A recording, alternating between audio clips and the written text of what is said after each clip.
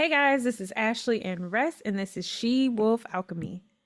And today we are talking about call me out therapy, the healing we think we want versus the healing we actually need.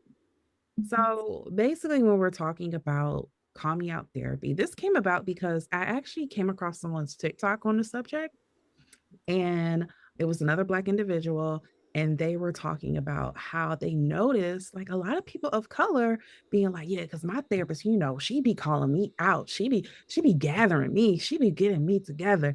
And they were just like, yo, how much of this is our like trauma of like we are used to love being tough. And so that's the modes of healing that we kind of gravitate to versus that's what we actually need. And I thought this was particularly interesting as well because like all of my therapy modalities is all about emotional safety and providing emotional safety for folks. hmm And I'm a big believer, like you can't provide emotional safety with harshness. And there's a lot of times I know in my personal life, but also in my professional life where I have talked to people, I've worked with people, I've been a part of people's healing journey. And there comes a point where they're almost like, we'll be harsher. We'll be harsher. And I'm like, harshness didn't work for you before.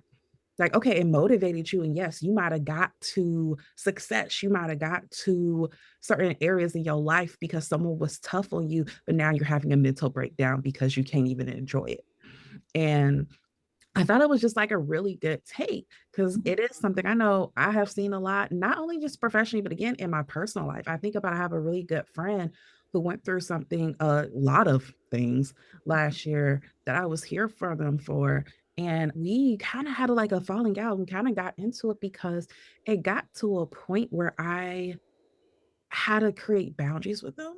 hmm And when I was creating the boundaries, one of the things I had to say to them is like, I still think you're at a place where you need chaos. Mm. If people are refuse to engage in your chaos, you hmm become the chaos. And I refuse to let you become chaos in my life. hmm You came a long way. I won't take that away from you. But I'm now realizing like if you get too much softness, you don't know how to react to it.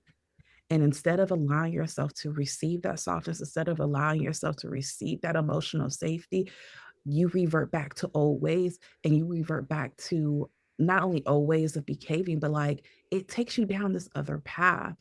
Um, they did not like that. They did not receive that. We'll see, And that wasn't about I had to put it out there and let that be what it is. But is this something you feel like you've seen a lot of as well? Oh, absolutely. I feel like I've heard people talk about it. Like, I need the kind of therapist that's going, whoa, whoa, whoa. And I've heard therapists be, I'm that kind of person. I'm gonna just tell you like it is, and I've experienced, like you said, I've had clients that, like, I can specifically think of a client who wanted me to be way more frank and harsh towards her than is first of all, it's not my style. Like it's not my style. I can be that way personally, but in a therapeutic way, that's to me that's not a therapeutic approach. And so I've never been like, you know what you need to do. Boop, that's a coach. You want that, you get you a coach. Look, It's the not amount ther- of times I've had to tell people that when they were like, I was like, I think what you want is a coach. Like, because you yeah. have to tell me what to do. That is not what therapy is. That's Therapy is not what what you want a coach. Right. And so, the person, like that client really wanted that and ended up telling me that, like, that they did not like that I wouldn't just say, like, she really wanted me to be like, you're the problem. You're a bad person. You did da da da da da da da da da. And I'm like, okay, but there's like reasons and like all this other stuff behind it. And I exercise unconditional positive regard, which means that I'm always going to believe you're trying your best, even when you appear to be at your worst. But I'm not going to come at you like you my cousin. Like that's just weird. I don't have that in me. So yeah, but when I think about it though, I guess I can't say I've never taken that tone because I'm not even thinking about like therapy necessarily. I'm thinking about when I worked with clients in jail and you'd have times where you're like trying to talk to them really like nicely and la la la la, and it's like they're not getting into you like, look, you need to do blah blah blah and woo woo. But I wasn't there as their therapist. I guess I would say it was like the role that I was in, I think allowed me to be a little more sharp at times when needed. Yeah. But and then you'd be like, why? Like it would make me feel like, why do I have to like use that tone with you? Like I'm your mama coming in to fuss at you. Like, is that the only way you know how to What? receive feedback or correction or is that the only thing that makes you feel like somebody cares about you? Because I've also dealt with that even in like my personal life in a relationship where I had a partner who was like, well, you don't ever fuss at me, you don't ever yell at me, so it makes me feel like you don't care. And I was like, boo, you need a hug. Like, what are you talking about? Why do I have to cuss you out for you to know that I care? That's weird. Like, I don't understand that. Like, if I love you, I don't really get into it. People I love like that. Like, it's just not a normal thing. Even with like me and Nick have been best friends about to be like 14 years now. Me and Nick have probably, it was at the beginning of our friendship. Like, I don't think I've had an argument with Nick in like 8 years. Because Mhm. even when you piss me off, I can use communication. I know how you like to be communicated. I know what things hurt you. I know what you're Mhm. sensitive about. So I will change my approach to meet you Mhm. where you are, and you do the same for me. No, same. Like me and Um, my childhood best friend, I don't, we've had disagreements, but we've never just been like arguing, yelling at each other, talking crazy to one another. It has never, ever, ever happened, ever. I don't It, think I have an adult friend that I've ever like got into actual argument. Like disagreements, we're mad at each other and like maybe passive aggressive in the text, but right. like And that would just be like, okay, girl. All right. we need a break. I have definitely had moments where I'm like, she going through something. I don't feel like dealing with it, and I'm gonna just back up Hmm. a little. Just Hmm. we gonna tap in and we gonna back up. I don't know. I don't know. I don't Yeah. Yeah. But I agree. And here's my thing. I'm not saying that that approach does not need to be taken at a time. There are certain, I do think, diagnoses that you have to have a little bit of that in there. Narcissist, I don't think being the I don't know. I'm always the same place works. So I'm not saying that it is like a no never approach, but it's not my approach. And I think it is wanted more than is actually needed. That's, I think that's a good point right there. Yeah. Yeah. I think it's I don't you talk about positive regard. I know I there are times where I am just like, yes, that was a part of the reason I need you to take accountability. And you did that purposely. That was manipulation. You know that was manipulation. Let's talk about why we keep using manipulation as a coping skill. But it's like again, It's safety. that's not unconditional positive regard. That's like you can still point out that someone's being manipulative and then also be like understand that there's probably reasons behind that as well. I guess, yes, you're right. I guess because whenever I've heard people talk about like I was rebel, it's a lot of excuses. Like, yeah, because you did, Mhm. your mama didn't love you. And so let's talk about how your mom didn't love you. Like, okay, but also let's get to a point where we are like, you'd be accountable because your lack of accountability is a big part of a lot of these other issues. So let's work on that part. I feel like whenever I hear it, it's more like, yes, and let's just talk about because mama didn't love you. It's like, yeah, okay, cool. As long as y'all get to the other part so we can stop having this conversation. So let's talk about what we mean fully when we say call me out therapy. Because yes, it is that kind of approach where basically it's like this idea that like as she said earlier, healing has to be harsh, that like growth only comes from people dragging you or coming to gather you. It is being red for filth, and that's the way that you get better. It's very Tyler Perry movie-ish, Tyler Perry play-ish. And I know personally, I have seen this a lot on social media. People that started off and they're like, boom, so let's talk about it. First of all, your trauma is not an excuse. You need to grow the hell on up. And then it's just very like, da da da da da. And again, my thing is, it's not to take away the accountability. It's not to say that sometimes we don't need to tell folks, like, hey, you're right. You did have trauma. That's fine. We can work through that. But like also again, accountability, that does not mean you get to be an asshole to everybody now. That does not mean that you get to be a manipulator now because you were hurt. A lot of us were hurt and we still there are things. But I think it's more so like again, it's the approach to it.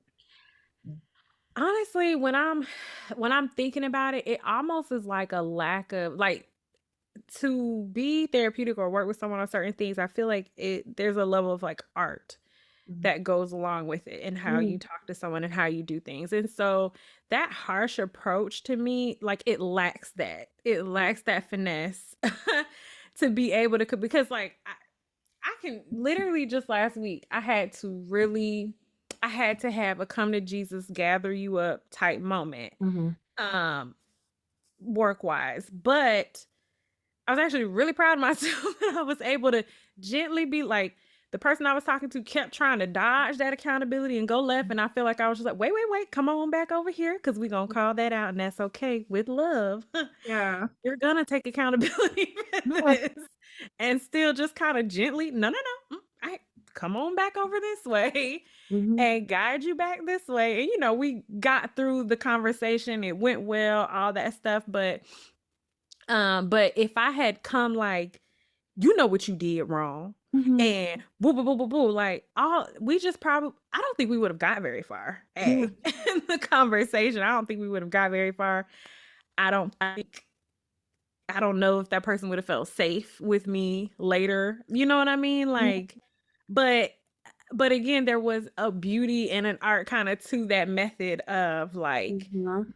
I'm gonna hold you accountable and I'm also gonna hold your hand while I sting you a little bit. Yeah. You know what I mean? Yeah.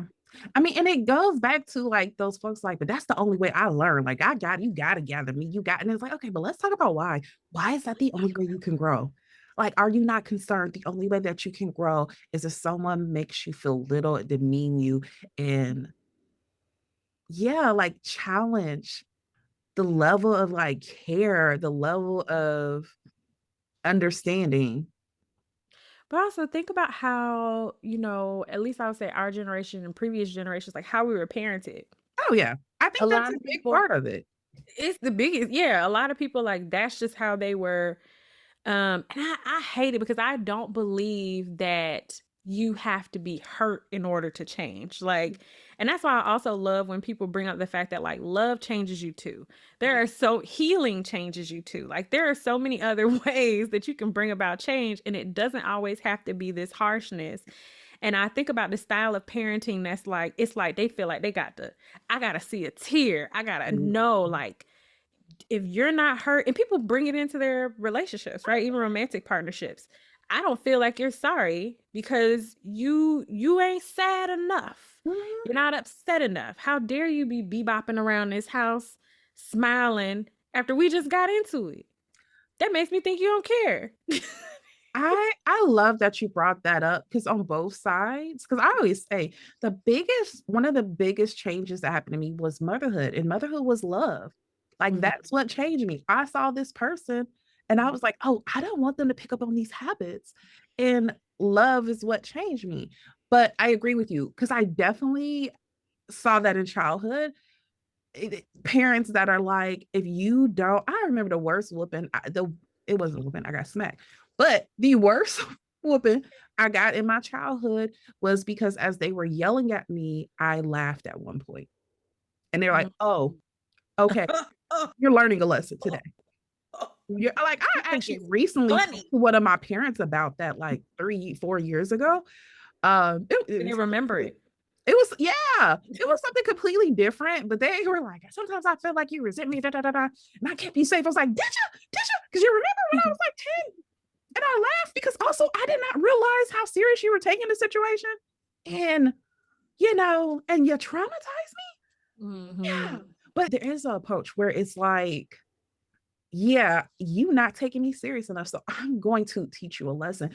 And like you said, also in relationships, I actually had something happen in a relationship that I had where I was like really, really disappointed. I was really, really hurt and disappointed with some one of their actions and the way they were handling a situation. And Mhm. I remember like old me, because I like keeping a little unhealed me in my back pocket just in case. And I remember there was a part of old me that was like, oh, I'm about to hurt your feelings. And like, and I knew exactly what to do. I know exactly what to do. And I was like, oh, okay. Let me summarize this real nice text real quick.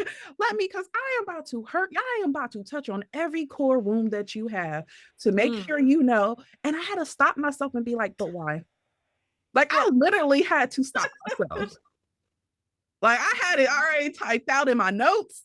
I was going back over, highlighting everything. Like, I was ready. And I had to really stop myself. And then I ended up deleting and just be like, I am disappointed.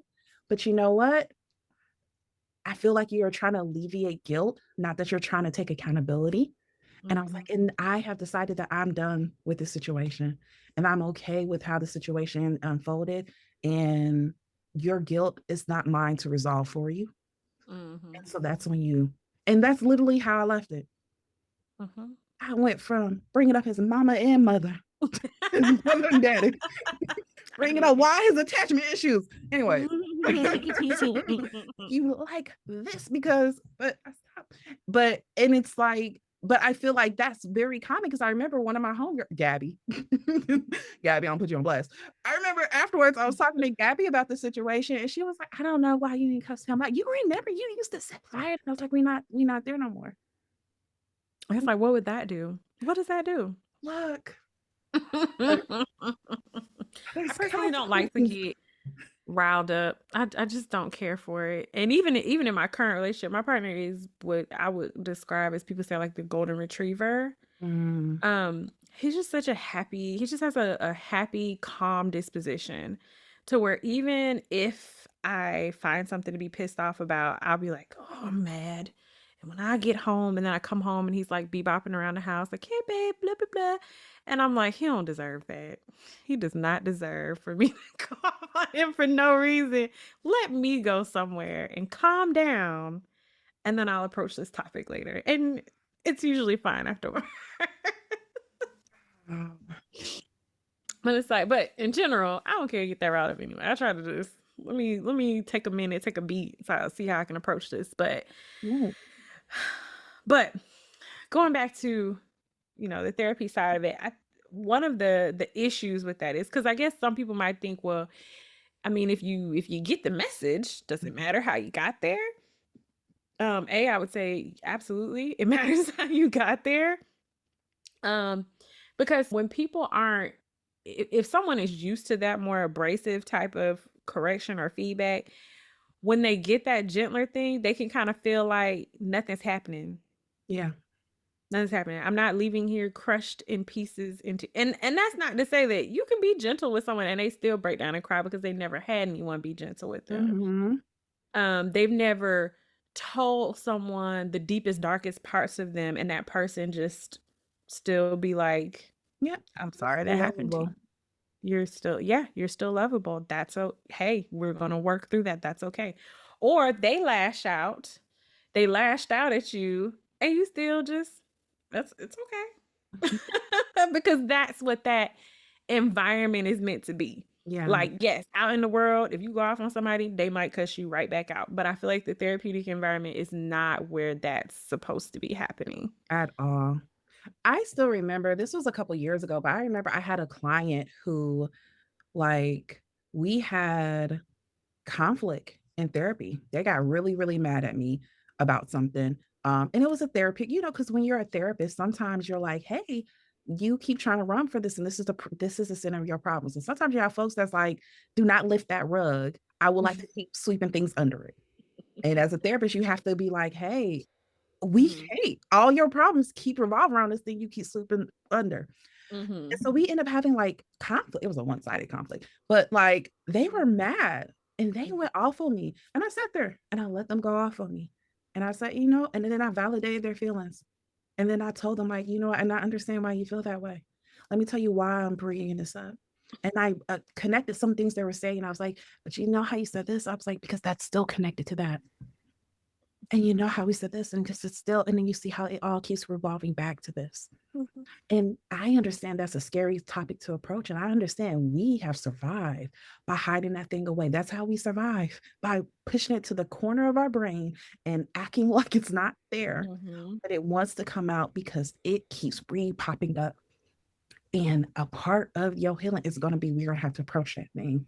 Mhm. And at that point in time in my career, I had never had like a client come at me like in therapy. Now, when I Mhm. worked in the jails all the time, don't have me don't do nothing. I did defects. I worked in the Same, jails. same.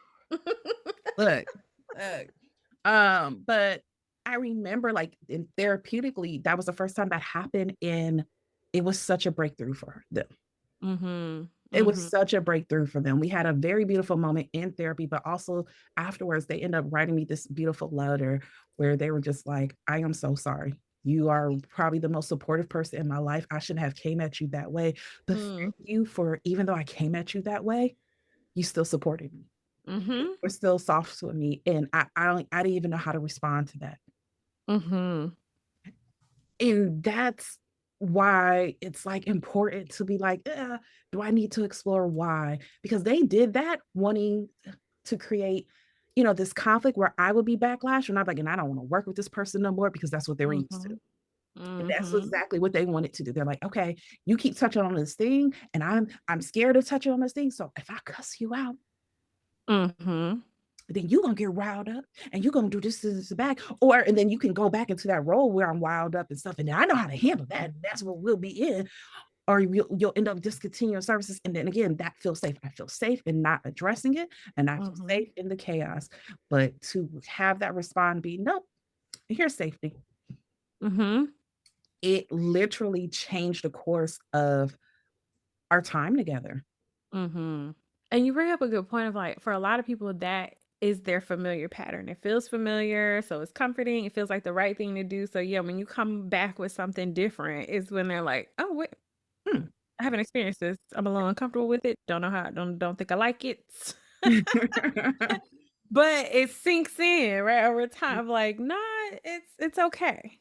We're still getting somewhere here. We don't have to be so abrasive. I don't have to shame and berate you." Yeah. Because again, the idea that shame, and I'm not saying shame changes people. I don't know if it's always for positive. Like, on a as a personal person, not necessarily as a therapist, um, I do be like, "Bring back shame." Got work. Like I had a moment earlier today where I was just like, I don't know, y'all. Maybe we need to bring back shame Bring because back. Because some people are doing shameful things and they need to be called out for it. But that's in that environment. That's for social media. That's for, you know what I'm saying, being out in the world. That's for something totally different. Again, we are not talking about in the therapeutic environment, because all shame usually does is just kind of just shut people down Mhm. and keep them from and then the fear of shame, because it's not even just the shameful thing, it's the shame itself. It's like even the fear of being shamed causes people to completely shut down, not move forward with certain experiences, not share certain things, and that's harmful. Mhm. It is. And I think again, one of the biggest things is like we hear all these things of like, again, you're a therapist or yeah, the person who you see as like your clinician or your healing person. Yeah, pastors. Mm. Don't let me get on pastors. Very unlikable when we come to this topic of religion. So I really try my hardest not to talk about it on the podcast too much. I already know. You I said you become unlikable? Is that what become you said? unlikable. I already know I Oh, become unlikable. okay. That's my own trauma. It's fine. It's fine. It's fine. We work with it. But I want to also bring up pastors as well, because also there's a lot of these like them. Who's that? Marvin Sapp that closed the church doors and told them y'all not leave. Like, there's a lot of like people who people go to for healing that Mhm. have really odd, aggressive approaches, and Mhm. I hate that. Particularly in communities of color, we respond to that. Mhm. Mhm. Particularly y'all pimp pastors. But I hate that. And I think one of the things is sometimes the stuff sounds deep, it feels deep, but like it's just me. It's literally just me with better lighting. That's right. Yeah. Yeah. Because even at the calling out, like, you have to be in a particular place to even be able to receive that. Mhm. Like, you know what I'm saying? Like, when you take a softer approach, even though it may take a little bit longer to get to that thing that you're like, aha, we've got it. We finally found out what the problem is. Um, by the time you get there, hopefully, we've done some work. We put to where it's like, okay, boom, aha, we've revealed the thing. And hopefully, and now I'm gonna hold your hand while we process through that. Yeah. But if we just sit down, you tell me all your business, and I'm like, yeah, I see exactly what it is. It's your mama. And Or or whatever. inside thoughts. Those are Who is inside ready to thoughts. receive you? Who is ready to receive? Like, excuse me, bitch. Who are you talking to? Like, I no. I mean, I remember. I wouldn't have said my therapist was a call out therapist, but I remember her being like, wanting to touch on my mom, and I was like, no, absolutely not. No, ma'am, not a topic. Ain't nothing wrong with my mom. Look, it's my astrologers. Every time someone pull up my birth chart, they're like, "Oh, there's a lot of trauma. Let's talk." And I'm like, "Hey, how can I get money? That's what I'm here for. I'm here for Tell me how back to up. be a millionaire." Mm-hmm. Yes, there was horrible things. There was horrible things. If we can focus, um, that's so funny. Yeah, no, my astrologers are always like, "Let's talk about your mom. Let's talk about what's going on there." Mind your business. First of all, That's not why I'm here. I told you this was Or a career reading. What you doing? Or yeah. She did. Yeah, now that I'm thinking about it, I'm like, I feel like we had a couple moments. Because that's the thing about being a helping person, getting help within your profession, is that people do kind of feel like, oh, we can cut through some of this with Yeah, you, right? You get it, right? I can cut yeah. through the, and it's like, nah, I still need It's a balance. the process because it works. Yeah. Stop trying to circumvent it. And also, as a therapist, how can you trust your clients to trust you in the process if you can't go through the process yourself? Look, and I mean, going back to like the problems with the tough love as the default setting. Again, no one's saying that you don't need tough love at times, but this being like the default setting you go to when you're looking for healing practices is that it mirrors abuse. Mhm. Like a lot of times, what I have found is people who prefer that also like in their childhood, in their first couple close relationships, it involved a lot of yelling, it involved a lot of coldness, it involved a lot of humiliation. And so that can feel it kind of just mimics it in a lowercase way. Mm. So Mm. while it does not feel like they're necessarily yelling at you, but it can feel like they're judging you. It can feel like they are kind of like again humiliating you into change. I'll say you just gonna keep letting him play you like that. Mm, couldn't be me. Mm. Could it be me? Mhm. I feel like that's bird behavior, but I guess since we being birds, like it is, Yeah. and it's mimicking again abuse. And I really worry about that, especially for those who like that's what a lot of your trauma in the past is around. Like, are you really healing? Are you just adapting? Because with that type of approach, it's more like, is the change really for you, or Mhm. is it to avoid being judged and shamed? Mhm. Which means because if it's just to, it's kind of like when you talk about shame and guilt. When you are doing something out of shame or guilt, it might help that situation. But when it comes back around, Mhm. you're gonna fall into that same trap unless you're shame and guilt out of that. And then you got shame and guilt out of that. And then after a while, there becomes consequences of feeling the heavy burden of being guilty or feeling very shameful. Mhm. Yeah. Mhm. The other issue is that it lacks nuance. Mhm. Um, Doing therapy is not just like telling it like it is. it's not advice giving. And I know people think that and they're like, I'm gonna go in here, they're just gonna tell me what to do. La la la la la. Mhm, And it is real frustrating for people when they realize that's not why I'm here. I'm not here to just tell you what to do. You're gonna do what you want. I'm gonna help you through it. I'm gonna help you figure out why you're doing it. mhm, But I'm not here to tell you to go left or right. And so, yeah, if that's just this broad stroke approach, I'm just gonna tell you like it is. I'm gonna um, yeah, that's not taking the time to act like I was saying earlier about it being it's an art. It really is an art to to find the right tools and the right things that a person needs so you can guide them to their own understanding and their own way of processing through things. But if you're just broad stroke, everybody, you gonna come in here, I'm a mhm. then I'm gonna gather you up and you gonna go. That's not it lacks nuance. It lacks It's art. performative. hmm hmm It's performative. I always think about, like, whenever I feel like I'm talking to folks that are, and not just therapy, again, all healing modalities. And again, hmm I do think not all things will work for everybody. I sometimes have clients that I straight up tell, like, I think you need a somatic therapist. You've hmm done talk therapy for years, and I think you had a lot of growth. However, some of the stuff is beyond talk therapy. I think we need to have medication about it. Let's talk hmm about that. I think we might need to do, there's different Yeah. modalities. You might need to be EDMR. Like, so I'm not saying to say, like, if it don't work for you, just because you're not doing it right. There are different stuff that works for different folks, but a lot of times I feel like, and you know this, I know you've had this because we've talked about it before as a therapist, where you'll come in and a client be like, I'm gonna get this another try. But I done tried therapy 4 times and it don't work. And then they hmm talk to you about what they've had therapeutically. One, as a therapist, I always take it with a grain of salt. hmm Because just being in the field, we've all had moments with clients where they were like, well, you told me, but and I was like, that is not what I told you. But I Ain't what I know said. sometimes when I'm hearing the story, it's not exactly as it was, that's not exactly how it happened. Because also sometimes when especially if we're in a very sensitive state, we don't necessarily take the feedback as exactly as it's coming in. We might filter it certain ways.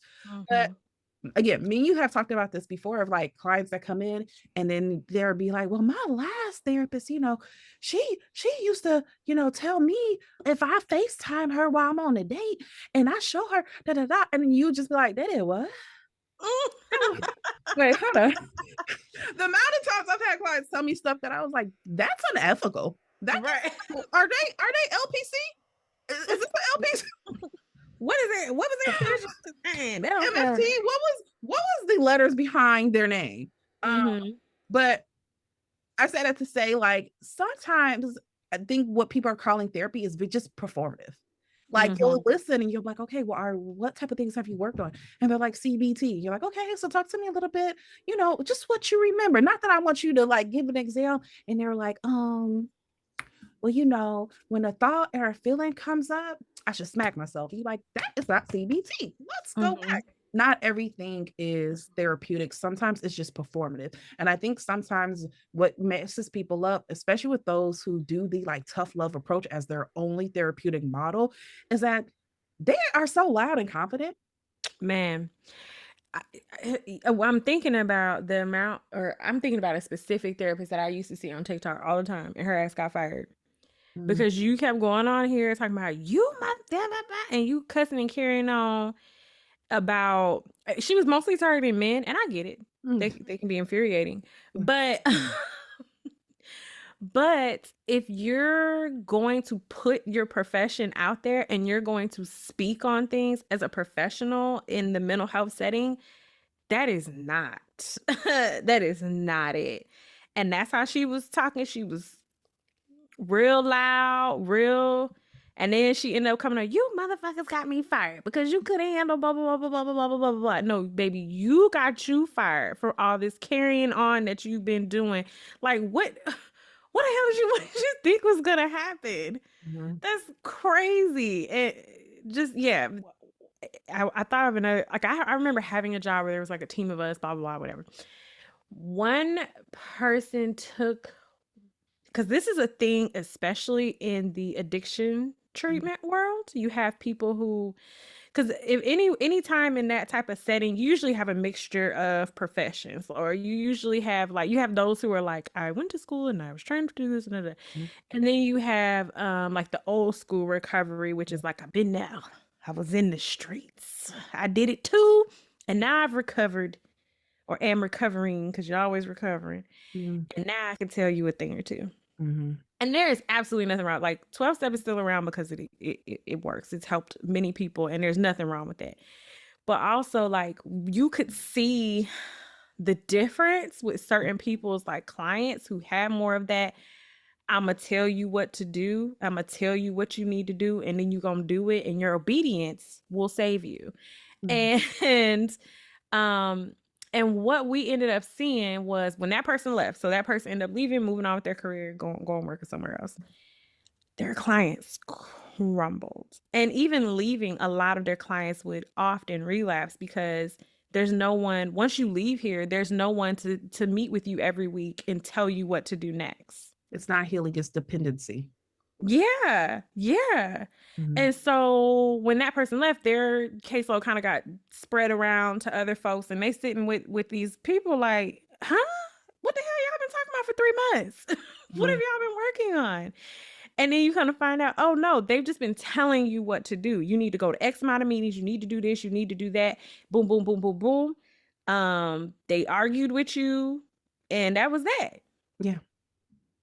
And I remember having a woman literally tell me, yeah, we would debate. Debate? What the fuck is y'all debating? You supposed to be getting therapy. You're supposed to be learning why you've got in this position and how to get yourself out of it, not debating.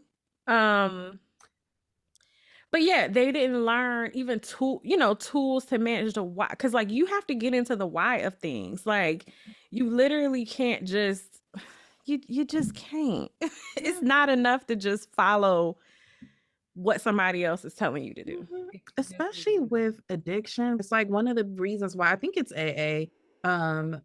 One of their rules is like don't date a year after, and it's because so many people just trade one addiction for the other. And you'll be surprised how many people's addictions come from I need to feel loved, I need to feel something, I need to, and so love is now the next answer. Mm-hmm. It's like I always say, like, don't, and it goes back to again, though, if you don't find out the why, and I'm just following all these rules, there will be something outside of that rule that comes along and you won't know how to handle it because you can't even recognize that this is the same thing in a different mask. Mm-hmm. Mm-hmm. So if we're not gonna do, I'm gonna call you out, and I'm gonna whip you into shape type therapy. What what is it? What should it look like? What does healing actually look like? Russ, I think you're the expert on it. What is it?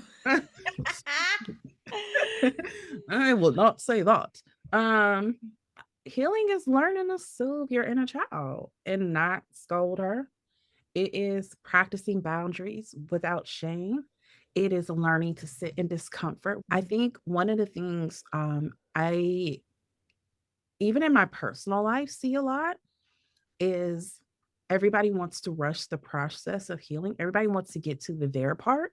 And Mm, so, like, I'll take, for example, processing your feelings, right? Like, I had a friend who, again, went through a lot of stuff last year, and things would happen, and they were just like, well, I'm just gonna go on because that's what I do. I keep pushing, I keep pushing. And I was like, this is why you keep having like little mini breakdowns. I was like, because mhm, you're not allowing yourself a chance to process. Well, what is it? What is it? Allow yourself to sit in it and feel it. Where do you feel it in your body? What does mhm, that feel like? What does that feeling get you the urge to do? I had a homie who like I had to pull the feelings chart out on them mhm, because they kept saying like, no, because I'm angry, because I'm angry, because I'm angry. Use the feeling chart. No, you were hurt. mhm, mhm, And we haven't learned how to process hurt. So we always go default to anger. And anger puts us in these very risky situations. But what happens when we realize it's hurt? And when you sit in hurt, can we make different decisions now that I know it's hurt? Do I have mhm. to go to anger? Is there another way for me to go through that? I know when we're talking about healing in this way, it sounds so boring. Mm-mm, And but it's, Yeah, and I think that people think it sounds slow.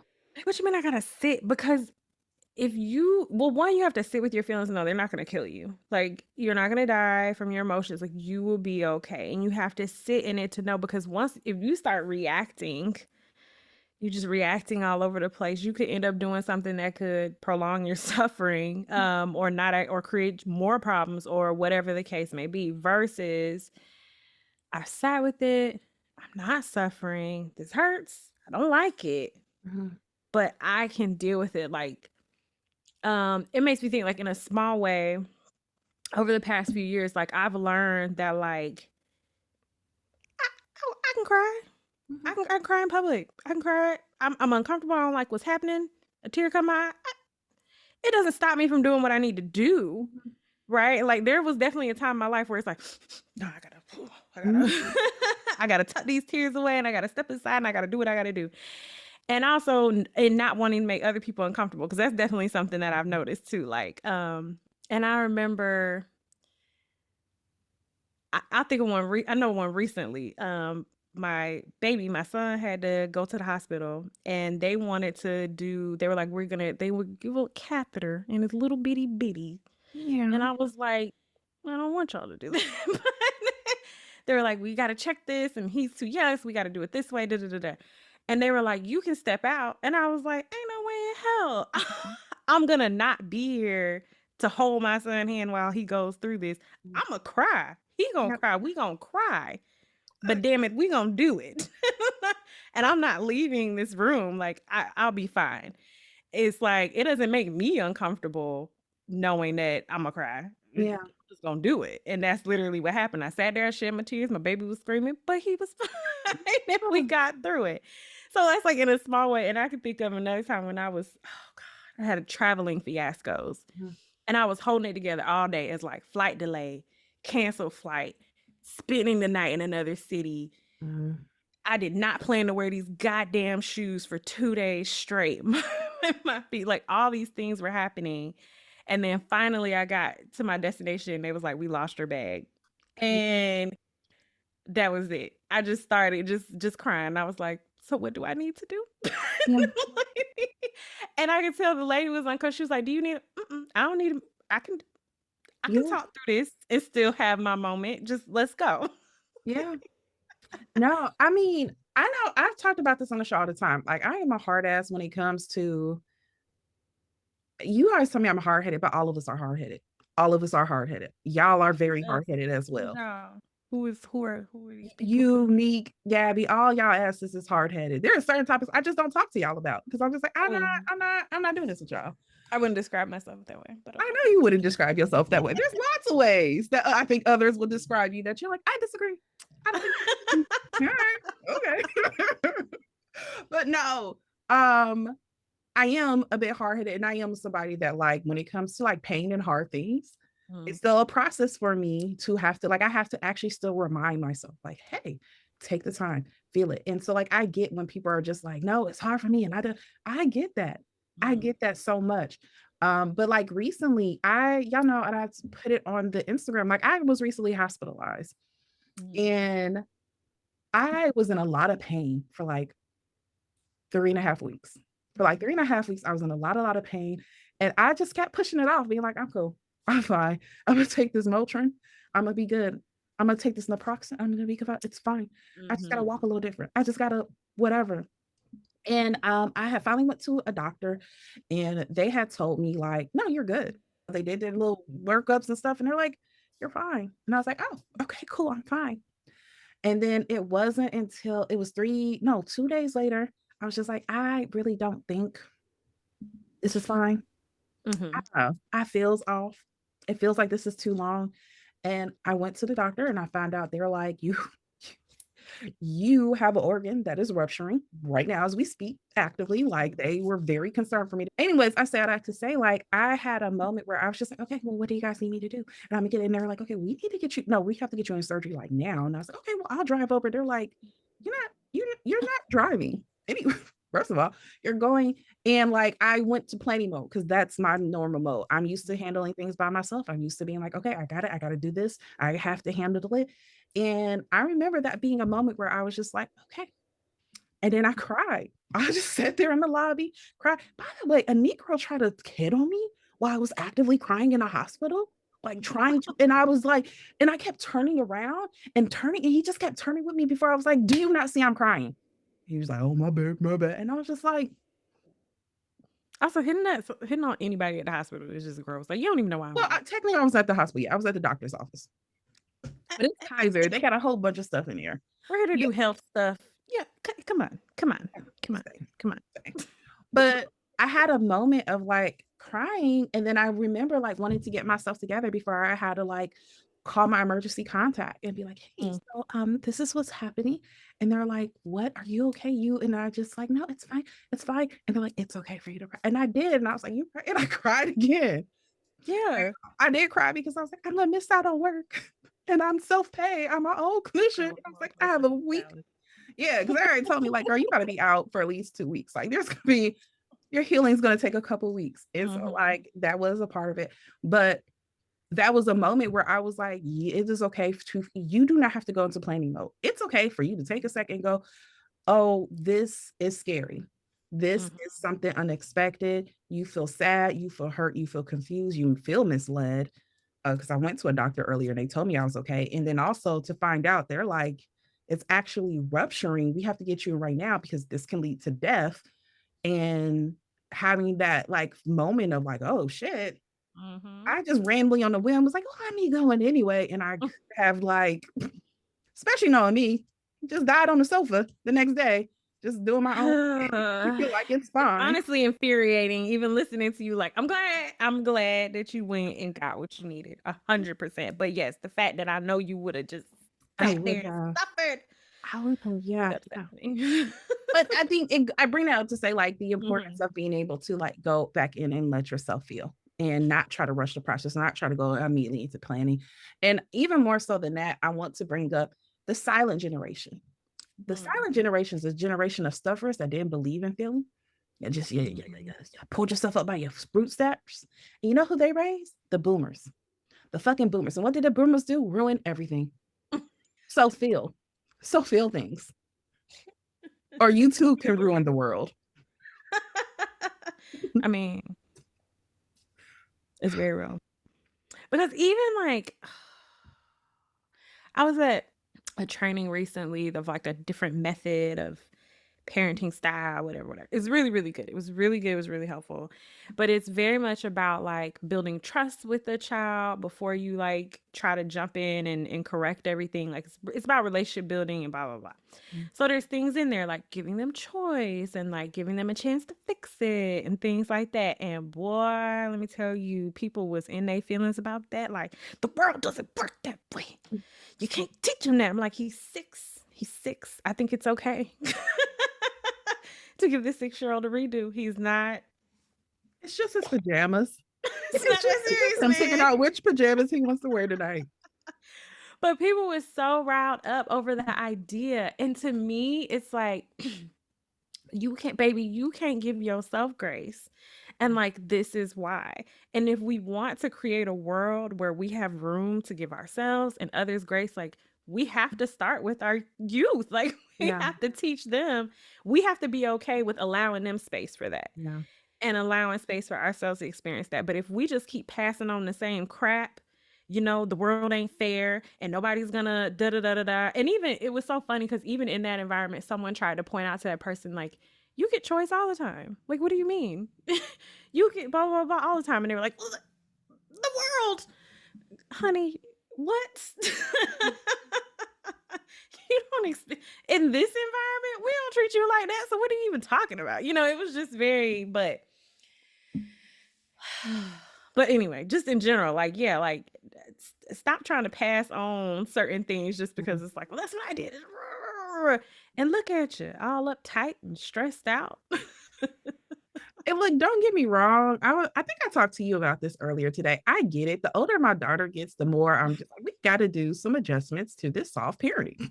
There needs to be some tweaks done because I get it. I definitely get it. There's certain things I feel like when you don't have a child or you haven't gone through certain milestones with your children, it's like, no, just do it. And then you're like, okay, what to do?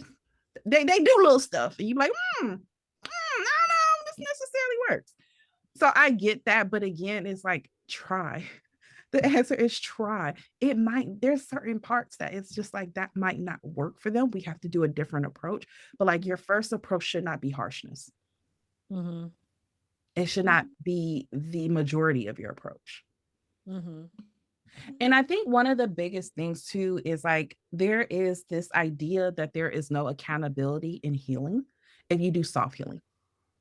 It's just a Mhm. whole bunch of I hear this all the time from folks, especially my older folks who have never done therapy. Of like, it's just y'all just gonna sit there and blame your mama. Y'all gonna sit there and blame the dad. Y'all just sitting there blaming y'all parents, even though y'all grown. And it's like there is accountability, but like there's nothing wrong with looking at the source. There's nothing wrong with figuring out what the triggers are, and that does require us to look within. And it should be safe to look within because sometimes looking within is very scary. And if I keep holding on that it's scary, then I'm going to want to not do that thing. So, yes, Mhm. let's make it soft because if you want to keep prolonged behavior, you have to give people something that they understand. Mhm.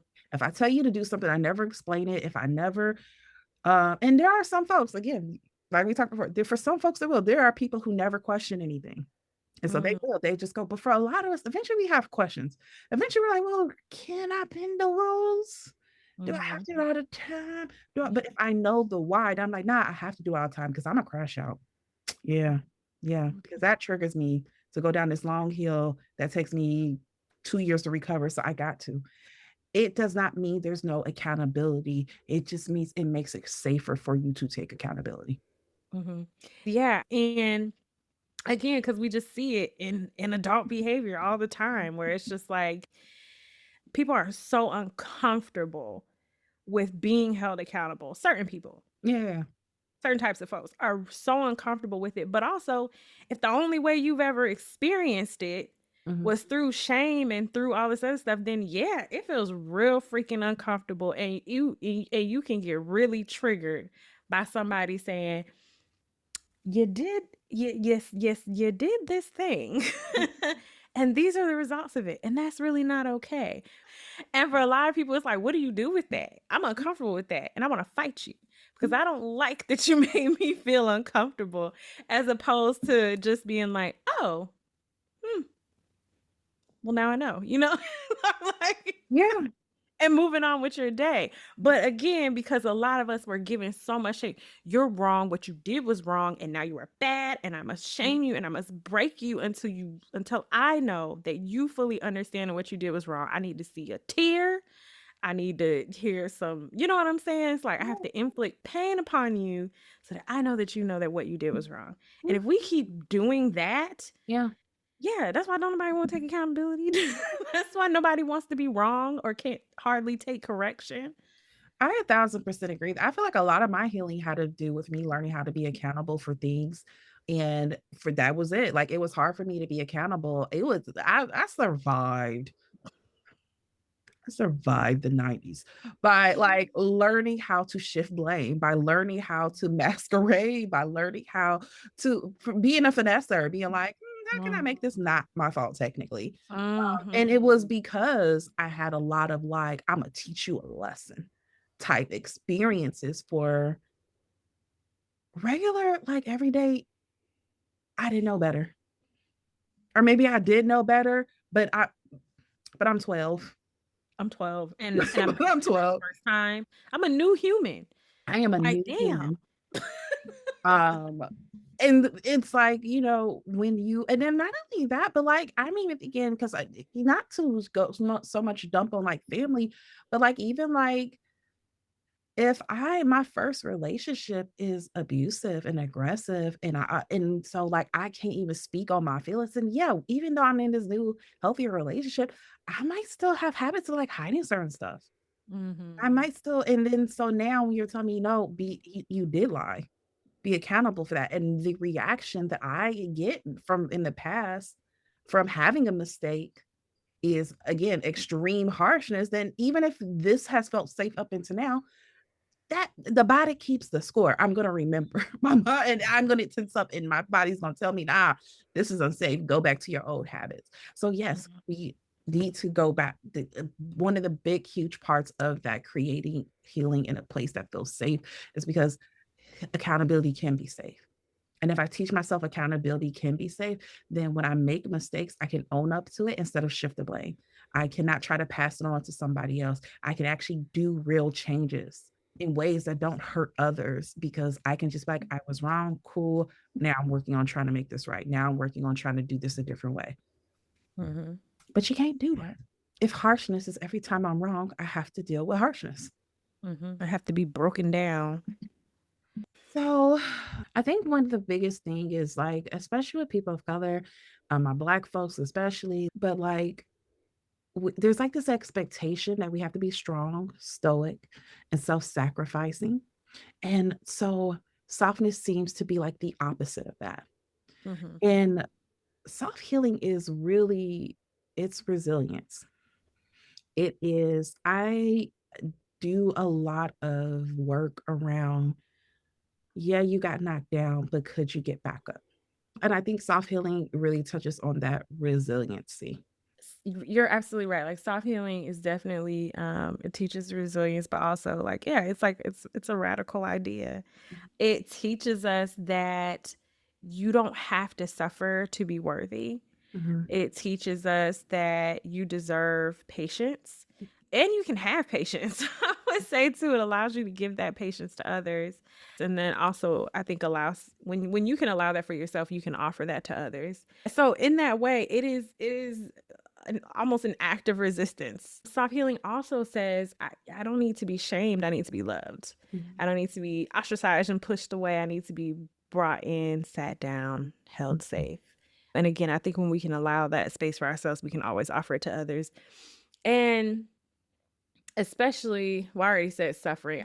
I keep thinking of so it's like as we're talking about this, I'm thinking of so many like different examples of people even resisting it to be like I had a friend who was like, somebody came and was like, "This is gonna be hard, and it's gonna be this, and it's gonna be that," and she was just like, "I rebuke that. No, thank you." Like, not interested. It is totally okay to be like, "I don't want to," but anyway. yeah, there's nothing revolutionary about replicating oppression under the guise of tough love.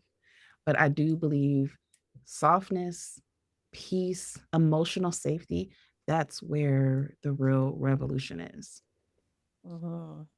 So the next time you are thinking to yourself, I need to be dragged, not coddled, ask yourself, do I want healing or do I want punishment disguised as progress? Because Mm. there is a difference between the two. Someone who challenges you to grow and someone who just wants to make you cry in high definition are two completely different things. You deserve therapy that feels like liberation and not detention.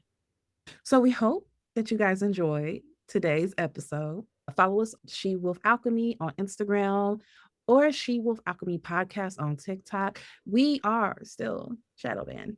So the videos, it's still the same ones from like September, and that's okay. But y'all should still follow us on there. We're eventually going to figure it out. We're Mhm. going to figure out with TikTok. Make sure you subscribe and leave a like or review wherever you are listening. Leave a review with some words. Be sure to share, and we'll have a new episode for you guys next Sunday. Bye. Well,